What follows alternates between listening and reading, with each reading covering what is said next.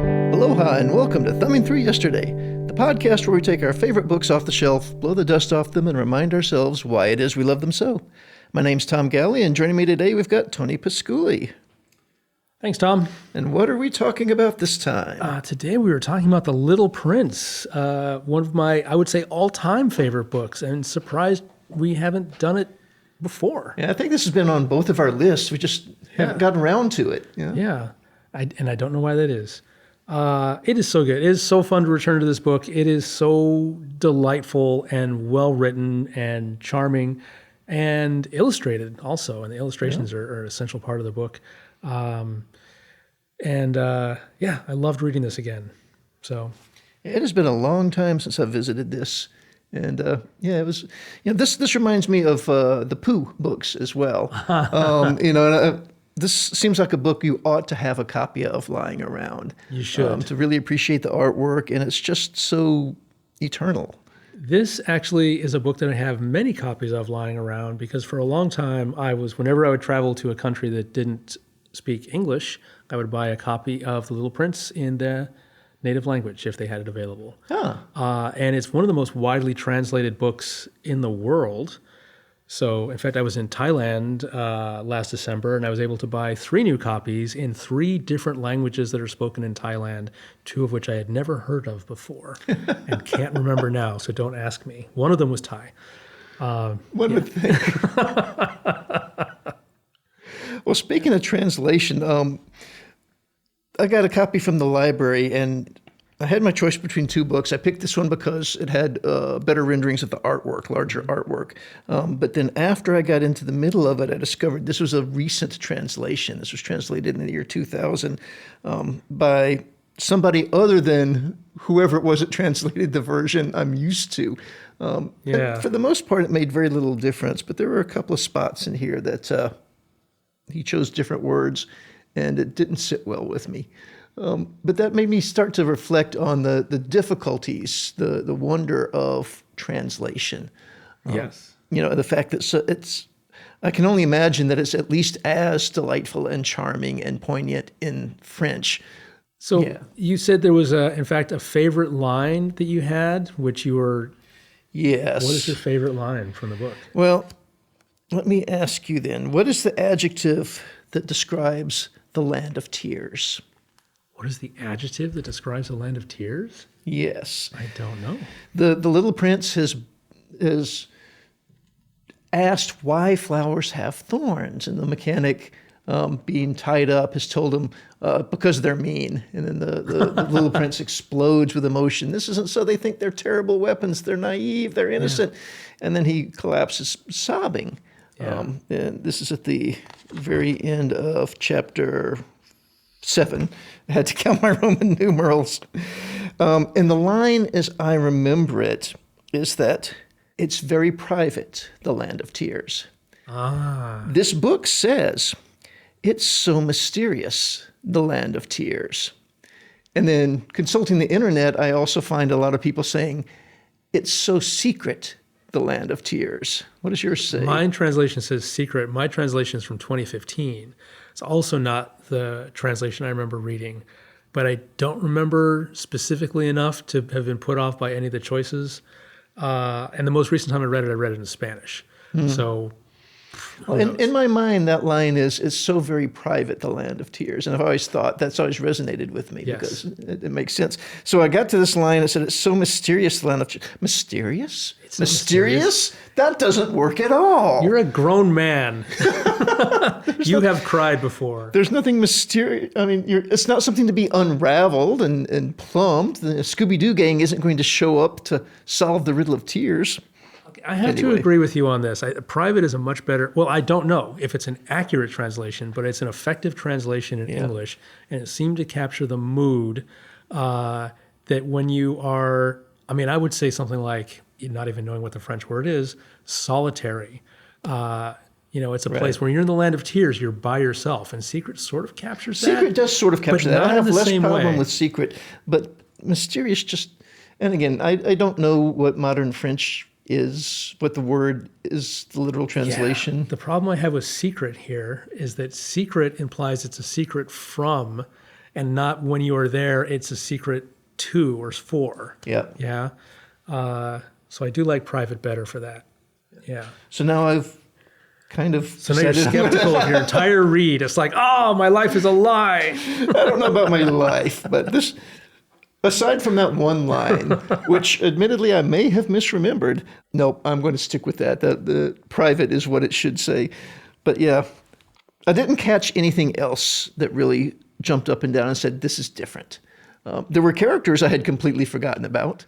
I experienced that also. Yeah. It's like, oh, this guy. Wow. Yeah.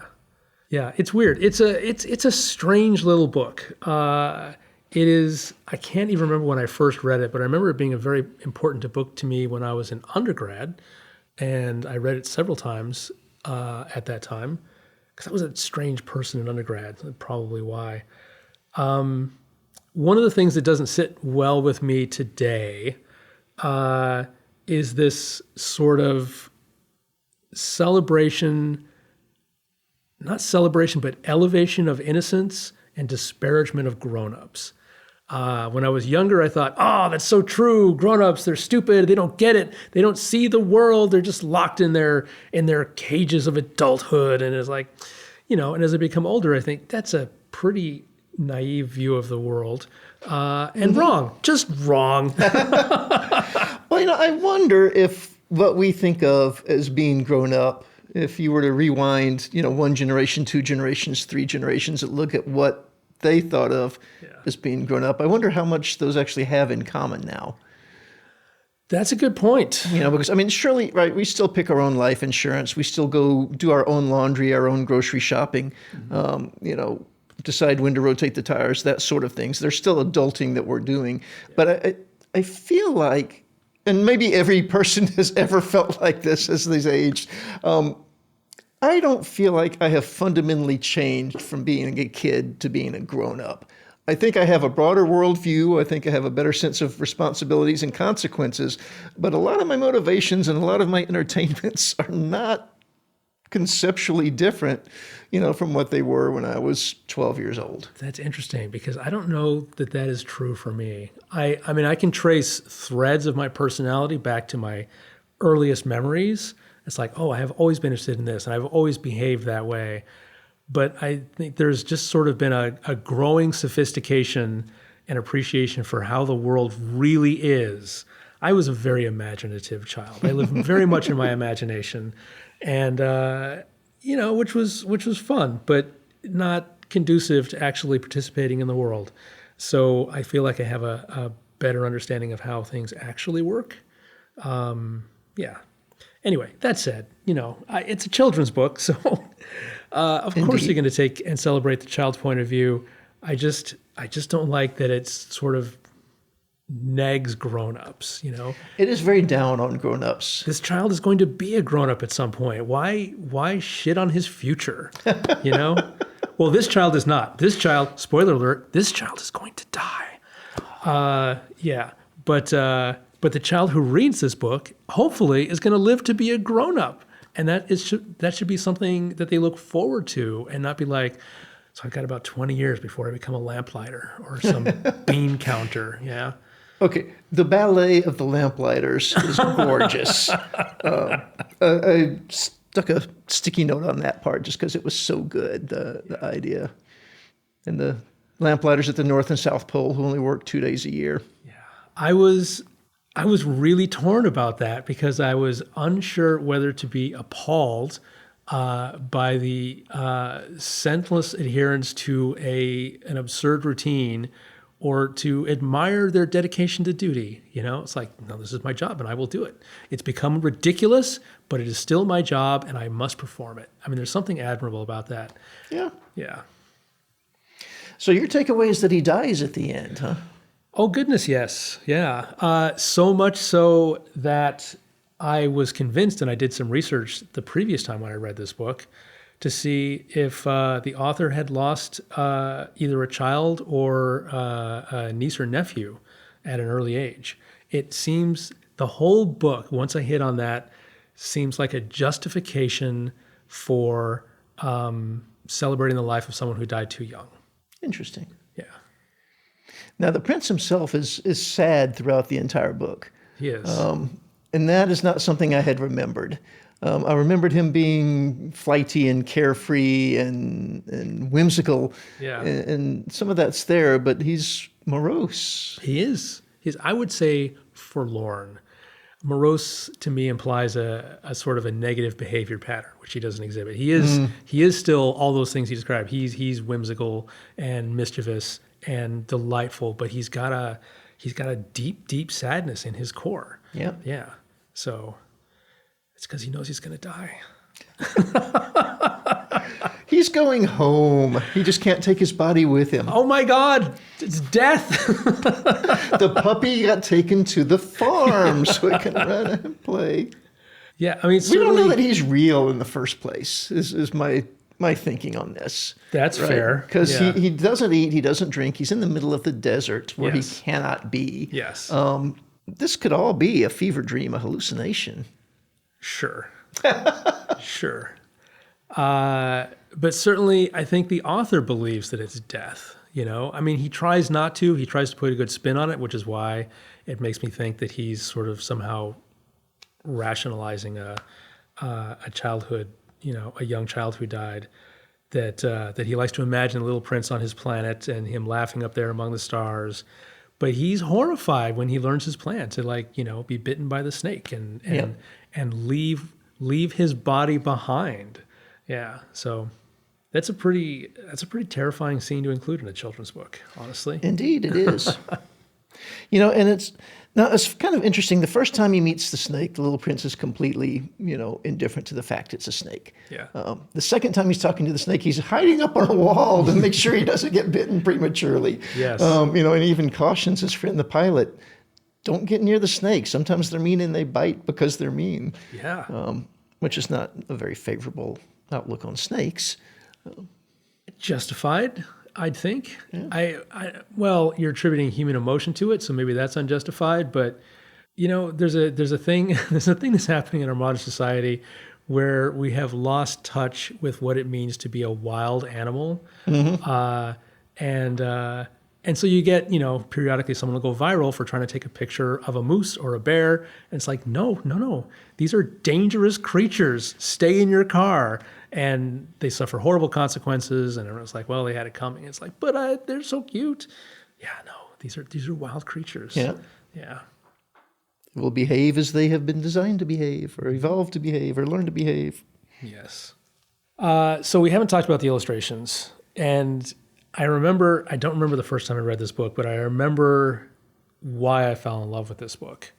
And it's not the picture of the boa constrictor consuming the whatever it is. Elephant. No, not yet. The first picture is it looks like a wombat to me. But yeah. I don't know what it's actually eating. It just says a creature, an animal. Yeah. But then we have the picture of the boa constrictor after it has eaten an elephant, which looks like a hat, and the boa constrictor with the cutaway view showing the elephant. My picture number 1 and my picture number 2. And just like, oh, I'm all in on this book. Yeah. Yep. That's a good enticement. Yeah. And this is the grown-ups demonstrating their lack of curiosity. Frightened. Why should one be frightened by a hat? It's like they clearly missed the eyes in the first picture. And even in the second picture where you can clearly see the elephant, they're like, no. I will say this. The author himself is a good example in this book of a good grown-up. So there is at least one good example. And he's not, it takes him a while to warm up to the little prince, and he does snap at him one time, and he doesn't understand his need for the drawings in the first place, and he's a little bit frustrated by his need to have a muzzle for the sheep and so on and so forth. But he is very patient, he is very generous, and yet he's motivated. He's working on something. He's trying to get out of the desert alive. He's not giving up. He doesn't give in to despair. He's not any of the protagonists of any of the recent books we've read. Oh. He's got a lot of agency, and yet he still takes time for the little prince. Especially in the evening hours when it's done all he can do. So yeah, he does, and the dedication in this is lovely. And it's dedicated to his friend Leon Worth. when he was a little boy. That's great. Yeah. Yeah. Not to him now. Because he initially, and there's a couple of paragraphs in here. It's dedicated to Leon Worth, and then there's a paragraph explaining the fact that Leon Worth has been his best friend forever, and is pretty okay as far as grown-ups go. And then goes along to rescind it and says, "You know what? I should do it to Leon Worth as he was as a child." So that's what it is. It's Leon Worth when he was a little boy. And again, that if you made it past that, then you're definitely all in. Yeah. I never noticed you could see the eyes on the boa constrictor before. Yeah. Sure enough. So my favorite character in this book, aside from Little Prince, is the fox. I love the fox. Well, he has the most meaningful interaction, except of course with the pilot. But the fox is the one he has the most interaction with. Yeah, we don't see his interaction. Well, we see a little bit of his interaction with the rose. The rose is very significant to him. Yeah. But what I love about the fox is that the fox is very explicit with him. It's like, this is what you must do to tame me. And the Little Prince doesn't even know what that means, is to tame an animal. He says that because I will be important to you. I will be a special fox. I will be unique among all foxes. And I love that. Yeah. And he says, oh, I have a rose who's special to me. Because he gets so disappointed when he comes to Earth and just sees thousands and thousands of roses. And he's thinking how crushed his rose would be to know that she's just one of multitudes. And then because of the lesson of the fox, he knows, no, my rose is special because she is special to me. That's just beautiful. Yeah. So. Yeah. It's a real insight into the nature of relationships. Yes. Yeah. What makes us important to each other. Yeah. I think that's a good lesson to take away. I'm not sure that all the lessons in this book are good lessons for children to be exposed to, but that's a good one. Fast travel by snake, kids. Yeah. Yeah. I'll put that at the bottom of the list. No, that's the biggest takeaway for me from this book as an adult. Yeah. So as a child, it was kids are great and curious and wonderful, and adults are stupid and dumb. Which is an opinion I have revised since. Some. We'll throw the word some in there, and that fits a new opinion.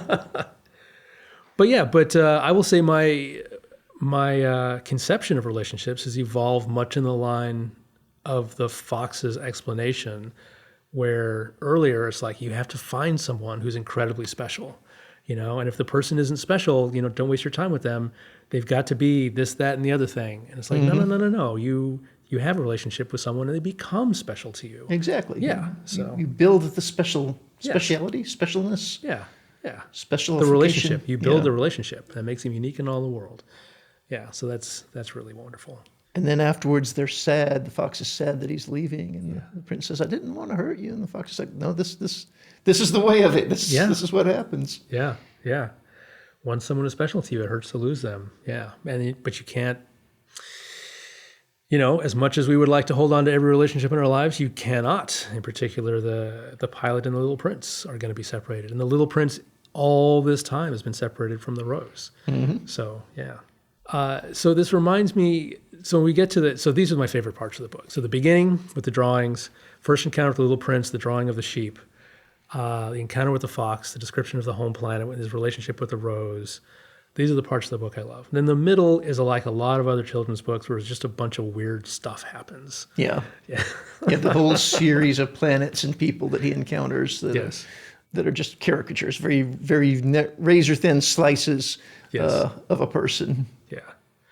Very uncharitable presentations of grown-ups. Yeah.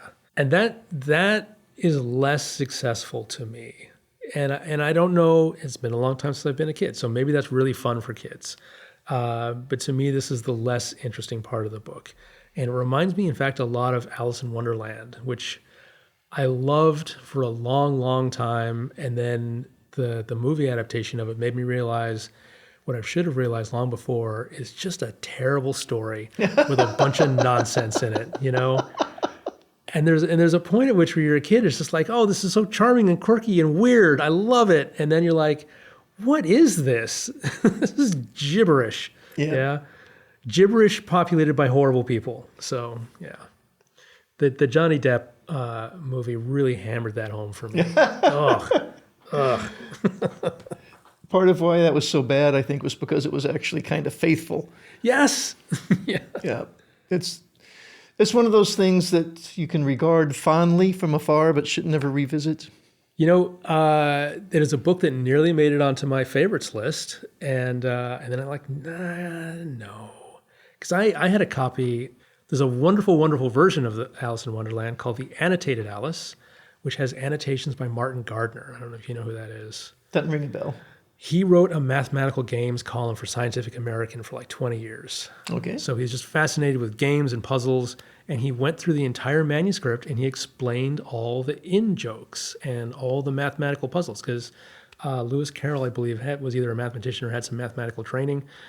And so there's a lot of stuff in there that's quite sophisticated that goes by you if you're just reading it as a kid or for a kid. And he explains it all in great detail. And it's fascinating, but it doesn't make the story any better. It's just interesting to read. Yeah. So if you're going to read it, read the annotated version. I'll keep that in mind. Yeah. Did I ever tell you about my scheme for a sequel to The Little Prince? No. It's awful. I'm going to preface it with it's awful. Okay. So the Little Prince returns to asteroid B16, and he's been gone for over a year. Mm-hmm. In that year, the volcanoes have run amok because there's been nobody to rake them out. So the fumes have gotten thick and the conditions have gotten awful. Oh, no. And the baobabs have begun to take over. Yeah. The little rose, in order to survive, has had to get tough. Yeah. And because of the poisonous atmosphere and the volcanic ash and whatnot, she's mutated. So she has actually turned into this horrible thorn-laden killing machine. And she's just constantly engaged in combat with the baobabs, fighting for her very survival. And when the prince returns, she is pissed. Yeah. Because he has ruined her life, and this is what's left. And now the prince has to engage in combat to the death with her to put her down because she's become such a horrible, twisted beast. Oh, my God. Yeah. Never write this. Did I not preface it saying it was awful? It is absolutely everything the Little Prince isn't. Yeah. It's the anti-Little Prince. So that said, I think there's a lot of, you've hit on something really significant, which is that the rose is such a sensitive creature. She's going to be devastated by this absence. Yep. She needs to be worshipped. She needs to be admired. She needs to be cherished. And she hasn't been for a year. She is, if she's not incredibly bitter or dead by the time he gets back, it would be a miracle. Yeah. And of course he does. And I think it's baobabs, these big trees. He goes on and on and on about how you have to be ruthless at weeding them out at the very first sign. He's been gone for a year. Yep. A year. Things are not going to be happy on that little asteroid on B216? I don't remember the number. Yeah. B612. B612. And then and volcanoes, as you say. I mean, life is going to be bad when he gets back. Yeah. Yeah. So if you look ahead, assuming, of course, you don't buy that he died, that he actually is traveling astrally to go back home, it's not going to be happy days. Yeah. And maybe there'll be redemption, and together he and the Rose will discover a new relationship and reclaim the little asteroid. But there's going to be some rough times ahead. Yeah. So So you say, assuming you buy that he dies. I mean, obviously his planet doesn't exist. There are no asteroids. I mean, I'm talking about in the larger world where we have airline pilots in North Africa and that sort of thing. There is no asteroid that has baobabs and roses on it. Yeah, we know that. Yeah. So it's a weird question to say, does he actually die, or does he actually travel back to this mythical place which we know doesn't exist? Or does it exist in the world of the book? I don't know. It's a metaphysical question that. Well, what's important can't be seen with the eyes. Yes. Right. So I think if you believe, this is like Tinkerbell, right? If we want to save the Little Prince, we just simply have to believe that, yes, these things are out there. There is, in fact, an asteroid that has one man and one lamp. Yeah. Where the orders came from, we'll never know. But well, here's a question for you, since we're getting into it. Assuming he makes it back to his planet without his body, because that's what he said, how's he going to water the rose? Well, now, when the pilot went back the next day, the body was gone. And he says, it wasn't such a heavy body after all. So I think that the Little Prince came back and got it. it. Yeah. found his way back. Now, one of the things that does bother me, and this is putting way too much literal thought into this book, but it had to be, this is where he fell to Earth, the same spot 1 year ago. Yes. He didn't fall to Earth from asteroid B612. Yeah. You know, he had like 6 other stops. Earth was the 7th planet he visited. Yeah. So he's going to have to backtrack, right? He's not going to go home. He's going to go back to whoever the last one he was. Was it the explorer or the geographer? Don't remember the exact order. Yeah, but yeah. He's going to have to planet hop his way back. So it's not a straight shot. That's okay. I assume that those other planets were all sort of in his neighborhood. If he gets to the asteroid belt, it's probably okay. Yeah, 'cause they're all going to be in his vicinity. Because how many asteroids are there? I don't even know. I don't think anyone actually knows. Yeah, that's a really big number. Yeah. I think it depends on where you draw the line between asteroid and dust. Space dust, yeah. Yeah. But yeah, we've numbered hundreds of thousands of them. Yeah. Yeah, that's crazy. Yeah. I'm really curious. I don't think I've ever actually looked it up, if there is an asteroid B612 out there. And almost certainly if there is, it was named after this was written. Of course, yeah. But nonetheless, it would be nice to know. Yeah. So I mean, in spite of my issues with it, which are few, it's just really the one thing about the adults and the sort of the planet thing I don't find as charming now as I did then. But it's just a wonderful book. It is delightful. Yeah, it is. Yeah. So much fun to read it again. It was nice to revisit this. It's been way too long. And this is one of those that I often think, hey, I should read that again. And then for whatever reason, I just don't. Yeah. Well, you speak Spanish, right?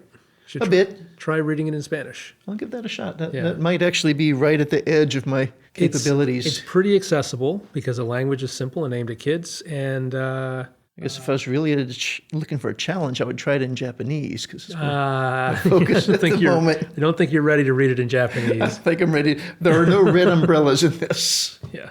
But also because you know the story, you can sort of guess a lot of words from context. Yeah. And with Spanish, unlike Japanese, if you run into an unfamiliar word, it is likely to be a cognate of some sort, or something you can deduce from, Yeah, why not? I'll give it a shot. Doesn't cost anything but time. Yeah. Or audiobook. Spanish audiobook. Yeah. Anyway, read the book. If you haven't read the book, what are you even doing with your life? But you're probably lighting lamps. You're probably a grown-up. Yeah. If you haven't read the book, you have a delightful a book ahead of you in your reading future. So, and again, I think I said this earlier, but this reminds me very much of Winnie the Pooh and the House at Pooh Corner. It's just such a charming, delightful thing that I feel like I ought to keep around, just to give myself boosts whenever I feel like feeling a little better. I'm in the process of divesting myself of actual physical books because Kindle books are so much more efficient. I have 2,500 books on this device. That's a lot of books. That's a lot of books. I have more physical books than that, and they take up a lot of space. But The Little Prince is one that I have multiple copies of because it's The Little Prince. Yeah. Yeah. All right. I think that's all I have. You got anything else? Just a second what you said. Read it. If you have read it before, it's been too long. And if you haven't read it before, you definitely need to read this. You owe it to yourself. And it's a quick read. It's an hour tops. And that's if you're stopping to savor the pictures. Yeah, which you should because the illustrations are wonderful. And if you do read it, make sure you get the original illustrations and not some cheap knockoff with new illustrations. Yeah, indeed. Now that it's out of copyright. Yeah. All right. All right. We didn't talk about this, but what's next? I'm still on this kick for some of the old classics. I don't know what's ignited this, but I thought we might do For Whom the Bell Tolls by Ernest Hemingway. For Whom the Bell Tolls. Okay. Yes, we did talk about this. That is exciting. I am looking forward to this a lot. I love Hemingway, and I have not read this book. So it'll be a treat. Yes. All right. We'll see you in 2 weeks. See you in 2 weeks.